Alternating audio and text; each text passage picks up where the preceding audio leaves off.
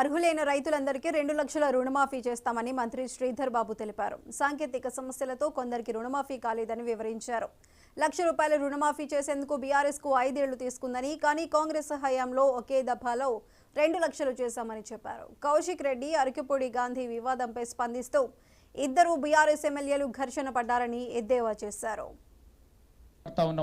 BRS కు సంబంధించిన MLA నేను బీఆర్ఎస్ పార్టీ ఎమ్మెల్యేను, పబ్లిక్ అకౌంట్స్ కమిటీ చైర్మన్ను నేను అని చెప్తే, ఇంకో బీఆర్ఎస్ పార్టీ ఎమ్మెల్యే వాళ్ళకి ఏదైనా మనస్పర్ధలు ఉంటే, మీ మనస్పర్ధలు మీకుంటే అక్కడ కాంగ్రెస్ పార్టీపై నెపం పొంది ప్రభుత్వానికి సంబంధించి ఇష్టరాజ్యంగా అడ్డగోలు మాట్లాడుతూ ఉన్న వైనాన్ని ప్రజలందరూ కూడా గమనిస్తూ ఉన్నారు.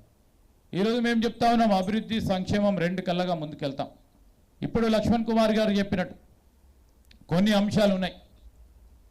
నీటిపారుదలకు సంబంధించిన 2 ప్రధానమైన అంశాలు చెప్పారు. తప్పకుండా అధికారులతో చర్చిస్తాం. దాని తదుపరి డిప్యూటీ సీఎం గారి దగ్గరికి తీసుకెళ్తాం, ముఖ్యమంత్రి గారి దగ్గర తీసుకెళ్తాం, సమయం తీసుకుంటాం, పనులు చేయడానికి ప్రయత్నం చేస్తాం.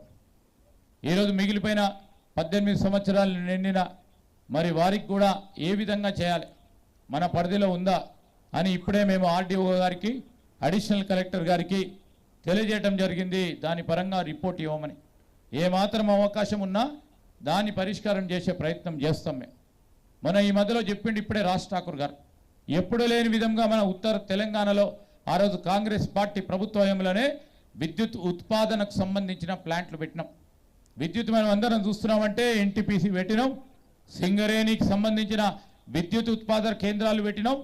దాని తదుపరి మన ప్రాంతం వైపు ఏ ఒక్క ఉత్పాదక కేంద్రం రాకుంటే రాజ్ ఠాకూర్ గారు మొన్న రామగుండంకు మరి డిప్యూటీ సీఎం గారు వచ్చినప్పుడు 800 మెగావాట్లకు సంబంధించి కొత్త విద్యుత్ ఉత్పాదన ప్లాంట్కి వారు శాంక్షన్ ఇవ్వడం జరిగింది. బీఆర్ఎస్కు సంబంధించిన